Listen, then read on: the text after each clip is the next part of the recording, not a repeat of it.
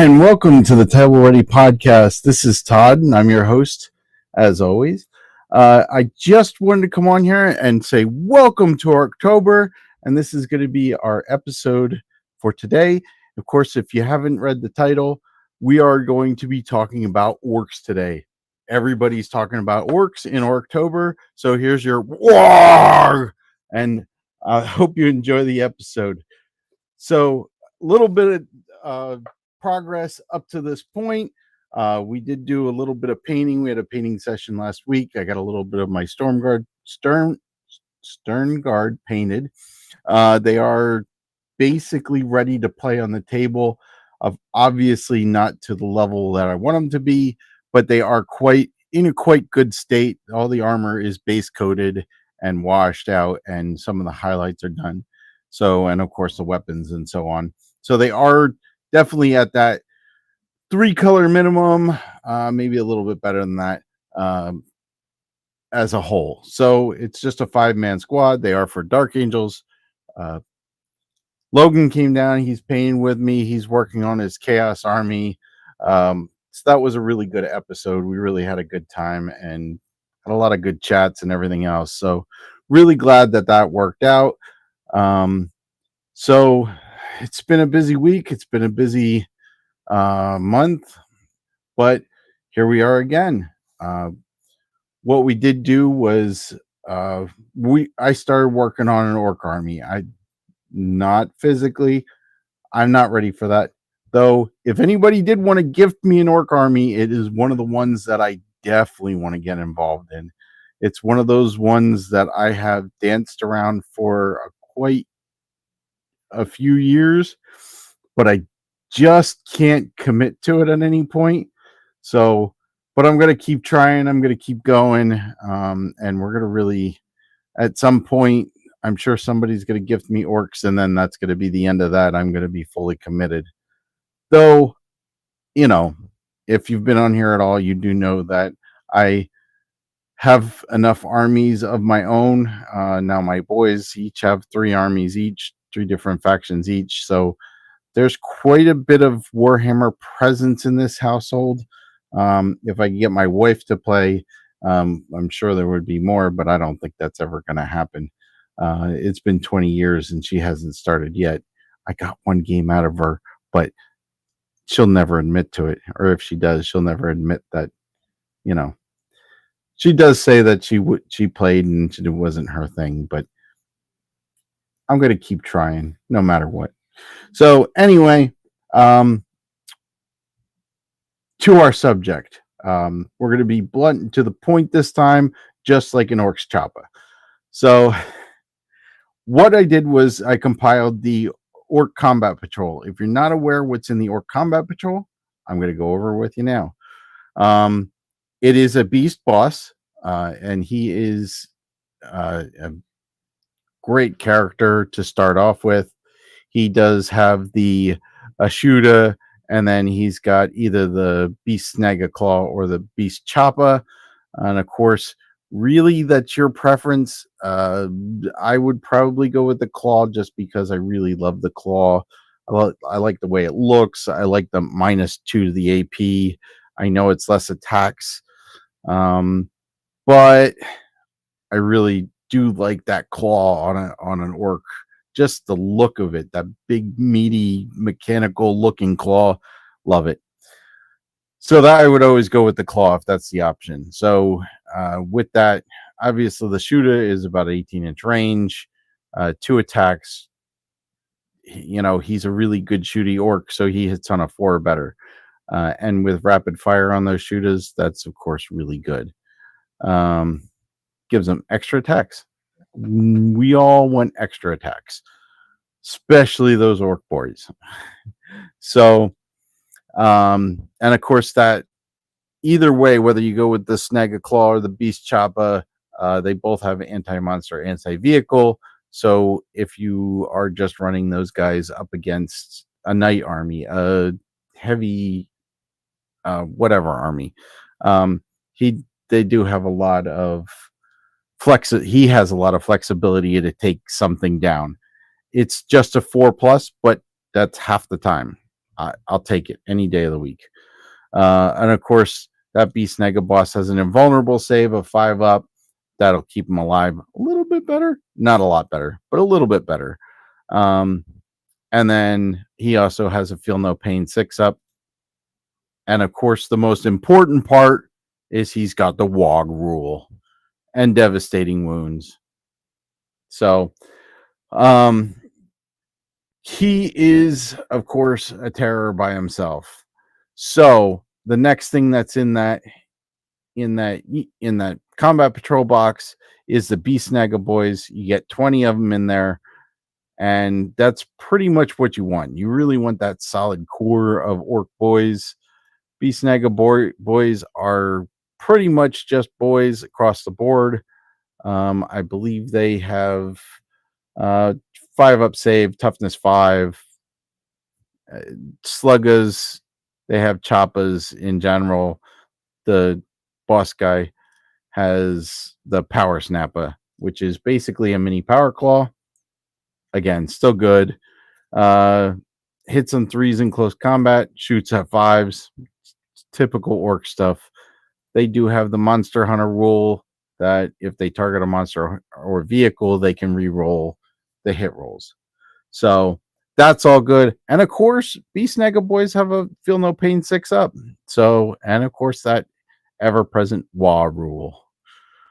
So again, good solid. You can split them to 10s if you want to play them and your 1,000-point army, or you can keep them as one big 20-man squad. There's definitely, I'd almost keep them as a 20-man squad and just let them run like that because they're pretty awesome. The last thing with that is the Squig Hop Boys.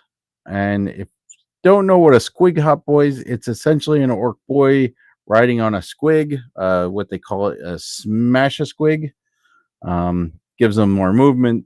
They're at a 10-inch move instead of the normal 6-inch move. They're also toughness 7, so they're really, really tough, and that'll keep them alive. And it is a squad of 4 of them. They have sluggas, no big deal. They have saddle get weapons for shooting, which are basically 1 shot, 3 strength. Not real great. If you're taking the orcs to be a shooting army, you're going to be hard pressed, especially with the Snaga boys and the Squig Hop boys. What you're really looking for is, of course, when they get into close combat, there's all the attacks. They have big choppas, they have stickas, which are just melees, and of course, all of them have the squig jaws. The squig jaws are extra attacks, so it's 3 extra attacks on your normal guy, the guy that's riding on them. So, and again, they have Feel No Pain 5 up. They have the ever-present Wah rule. They have the Lance rule on their chart. At least the stickas have the Lance rule. And then, of course, you can ignore all modifiers to this unit's characteristics to advance and charge. So they are never slowed down. Fantastic. I mean, that combat patrol is just a solid, nice combat patrol. There's nothing crazy about it. You got a good character. You have good core units. And you have those Squig Hopper boys. Squig Hog boys. Sorry. Get confused with fantasy sometime. The Squig Hop boys, and they're just a fantastic unit to move around the table. So now it's the important part. This is the part where I'm excited about, and I'm going to tell you, like, this is honestly the hardest part, because orcs, just like Space Marines, just like the Astra Militarum, there's so many units to choose from, and so much variety based on the units that you're looking at that they have available. I mean, look, I must have made this list 6 times. And each time was completely different with a different theme.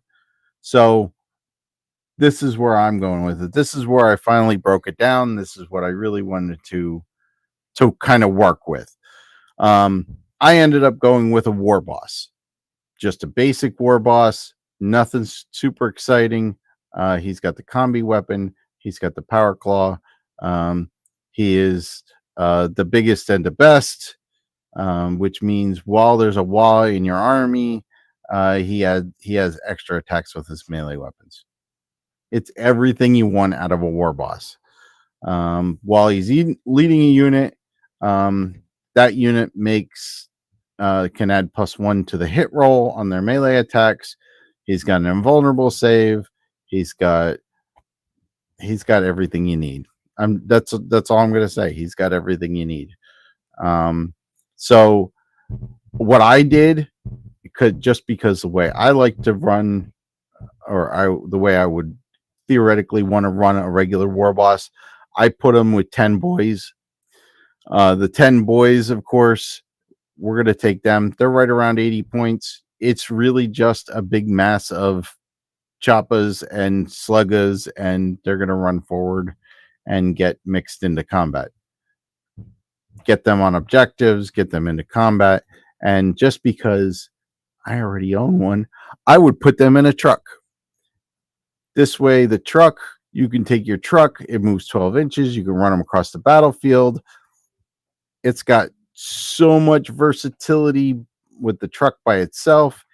It can carry 12 orcs, which is the 10 guys plus the war boss. And then, of course, once you move up into bigger armies and bigger things, of course, you can always move up into, put a pain boy with them or put a whatever.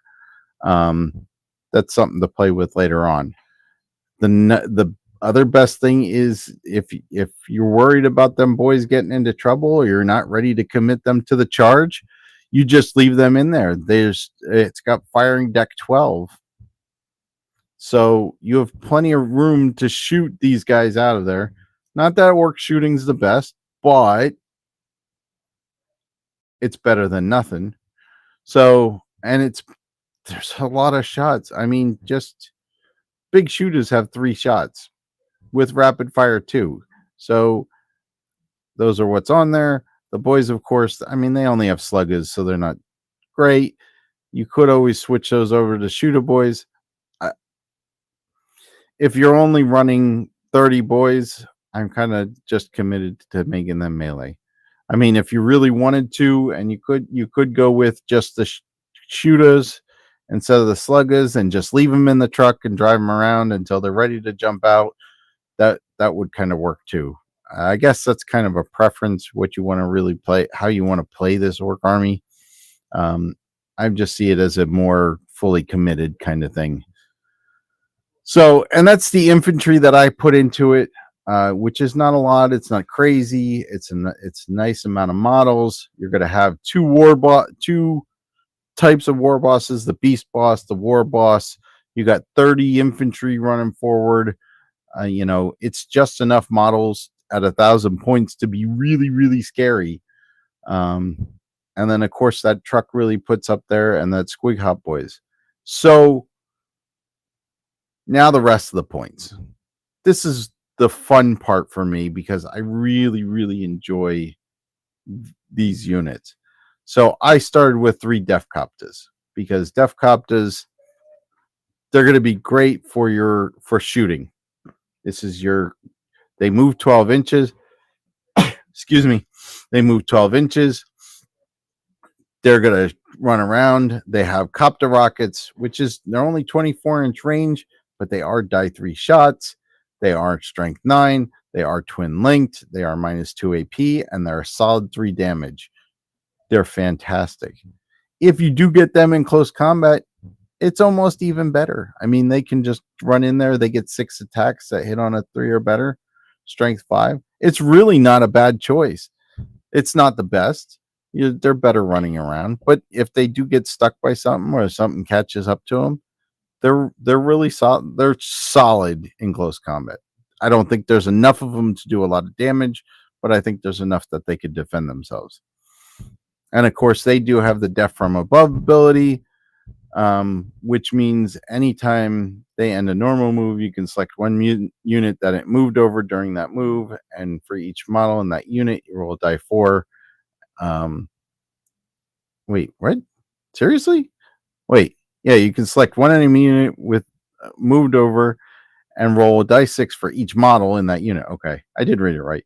And for each 4 or better, that unit suffers a mortal wound. Okay, I'll take that. I'll take that any day. 12-inch move. They're not going to move over a ton of stuff, but it is great if you're just like, crap, I need to do some damage. Let's get these guys. They also have an invulnerable save. It is a 6-up. It's not crazy, but it will work. And the nice thing is when you do move up from there, you can move into they have the speed freak keyword, so they can get all the rules that are associated with the speed freaks as well. So a lot of growth can come from those Def Copters being in your army, and I think that's just like a solid way to go. So the next thing for me is the Killer Cans. Thematically, an amazing unit. They're essentially little mini dreadnoughts. Love the Killer Cans. They are, the best part is, for 3 of them, they're 125 points right now. So, of course, that can change at any point. I'm big fan. I really like them. They are good little monsters, essentially. They're 6 movement, so they're not real fast, but they do keep up with the rest of your army. They do have a 6 toughness, so that'll keep them going. They do have a 3-up save, 5 wounds, and they're 2 OC. I don't know why they're 2 OC, but they're 2 OC, and I think that works good for them. They do have the can shooters, which are essentially like big shooters, except they're 36-inch range. They do have rapid fire 2 plus devastating wounds. It's a great combination. And then, of course, when they do get into close combat, they do have the can claws, 3 attacks, strength 8, -2, flat 3 damage. You really can't go wrong with that either. It's just a great combination for these little mini dreadnoughts. And then, of course, they do have the shooty power trip rule, which does mean each time that they are selected to shoot, you can roll a d6. On a 1 or 2, they suffer mortal wounds. On a 3 or 4, they add strength +1 to strength and to the strength characteristic. And on a 5 or 6, they add +1 to the attack characteristic of the ranged weapons. So they do get a little shootier. There is a chance that you can take mortal wounds. You might want to save a reroll for that. But if you don't, that's fine too. I mean, die 3 mortal wounds, it's not even going to take one of them down to half. So even at the worst scenario. So other than that, of course, they still have the WA. They still have an invulnerable save, 6 up. Again, not great, but enough to do to maybe save a wound every so often. So the last unit, the killer, the Death Dread. So the Death Dread is the real dreadnought. Let's just put it that way. 8 movement, 9 toughness, 2 up save, 8 wounds, 3 OC. You definitely have plenty of options to go with this guy. Sorry, I clicked the wrong thing. You definitely have some options to go with this guy. He does get all kinds of opportunities. You can do custom mega blasters, you can do rocket launchers, you can do scorches, whatever your heart content is. I'm kind of partial just drawing basic weapons on him because I want this guy just to kind of keep moving forward and keep attacking stuff. I believe if you put the custom mega blaster on him, he has, it's basically like a plasma gun, 3 attacks, hits on a 5 or better, strength 9, but it is hazardous. -2 AP, die 6 damage. The rocket launcher, if you want that as a different, that's only a 24-inch range, but it's blasts on a die 3. Again, strength 9, -2, and a flat 3. Rocket launcher is a really good choice. And then, of course, there's always the Scorcher, which is your flamethrower variant. Not a bad choice either. You know, you can really go with in any direction. And of course, you want the ubiquitous Dread Claws. Those are your melee weapons. They are 4 attacks, hits on 3, strength 12s, -2, with a flat 3 damage. Plus, they've got the dead choppy rule. The attack characteristic of this weapon is increased by 1 for each additional Dreadclaw. So 2 Dreadclaws, 2 shooter weapons of your variety, whatever you like to throw on there. Maybe a Scorcher and a rocket launcher, maybe a rocket launcher and a custom Mega Blaster, maybe a couple just flat out Scorches if you just want them to run up and do your flame damage attacks and just really get into it. He also has the piston-driven brutality rule, which means each time the model ends a charge move, select one enemy unit with engagement range of it. On a die 6, you roll a die 6. On a 2 through 5, that enemy suffers a die 3 mortal wounds. On a 6, it's a die 3 plus 3 mortal wounds. So basically, the guy's just running forward, crashing into stuff. And of course, as always, he does have an invulnerable save. It's a 6-up. Pretty standard across the board. And does have the WA, so he is affected by the WA. Now, if you don't know what the WA is, maybe I should go over that. Does anybody, do you guys know what the WA does? Let's see.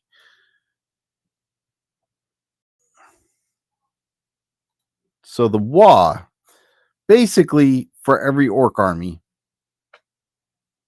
you get one chance once per battle. You can announce at the start of your command phase. If you do, you can call a WA, and that lasts until your next command phase. So your entire round, the opponent's entire round. What you get out of that is units from your army with this ability are eligible to declare a charge in a turn in which they advance. Okay, so you're now moving. Even your boys are moving 6 inches plus your die 6 for your advance, and then they can still charge up to 12 inches. So you're getting a ton of movement out of all that.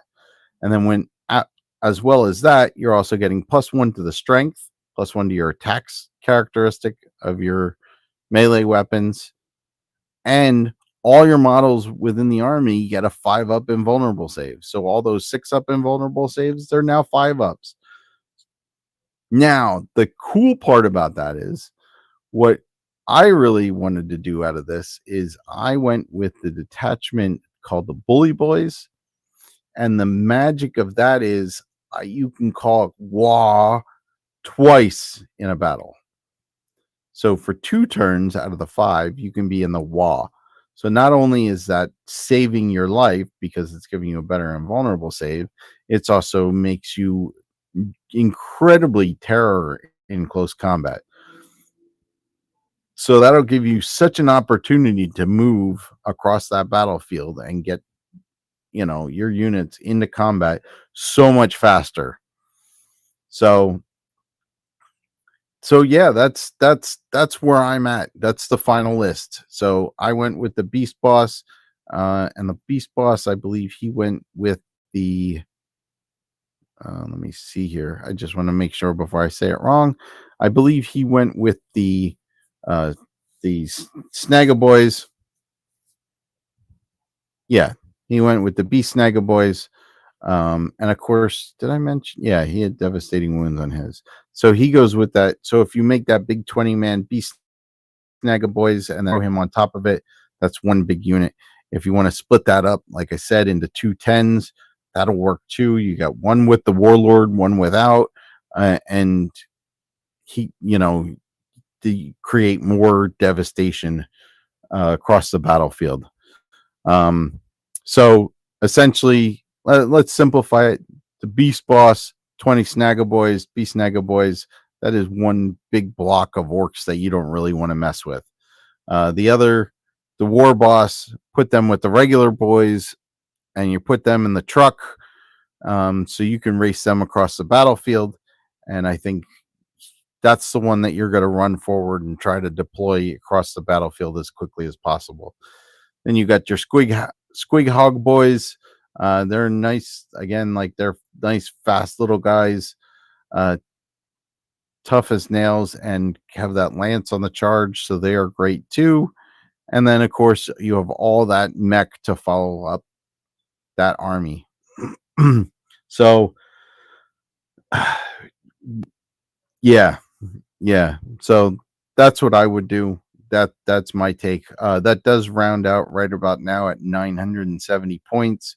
So if you wanted to kind of throw an enhancement on somebody, that's definitely a possibility. You can add. Let's see forget what we had. Oh yeah, we had. The biggest boss, which is one of my favorites. You basically just add 2 wounds to your bearer.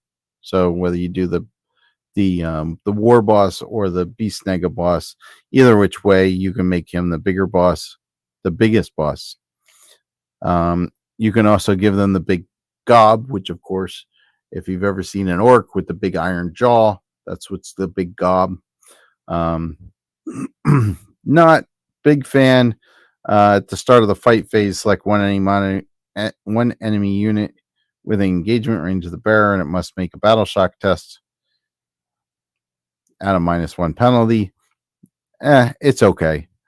Ed Stompas is the other one. Each time the bearer makes an attack that targets a unit that is below starting strength, reroll wound rolls of 1. If that unit is below half strength, you can reroll all the wound rolls. It's good, but it's situational. I like something that I can just rely on. I would probably go with that biggest boss and enjoy that. Of course, they can always have the attack squig, which is a couple extra attacks. So there's tons of stuff that you can work on, depending on how you model this character and how you really want to play around. And orcs are so versatile. They're so versatile. You can jump into so many different directions with orcs. There is all those speed freaks. There's the bikes. There's the drag race cars. And to be honest with you, when I was making this list, I was really trying to come up with a solid second box to buy or something like that to really get in there. And I think if I had the option to, and there was a time probably about a year ago, maybe a little bit more than, I was in a drawing for that big Stompa box. Well, I guess it was at the beginning of the year because that was the Christmas box last year. That big Stompa box with all the boys and all the stuff in it. I put more than my share into it to try to win that, but we didn't get it. So that, of course, would be a new intro to an army to me, without a doubt. But it didn't happen. It's probably for a reason. Probably the reason being I don't really need more models to paint. So, that's about all I got for today. I'm hoping everybody has a great October. If you have anything, if you do Halloween stuff, I hope you have a good Halloween. I am going to be back. We're going to do a paint night next week. We're also going to do, I think it's the 30th. The 30th will be the next podcast episode. Please come back and check us out. I do have something very spooky and planned for it, so you'll have to check it out and see. Of course, if you watch this afterwards, you can watch it whatever you like, but it will still try to be a spooky episode. So that's it for me. I hope everybody has a great week. I hope everybody had a great week so far. And from me, Todd, at Table Ready Painting, where we're here to help you and your models become table ready. Thanks for watching and have a great day.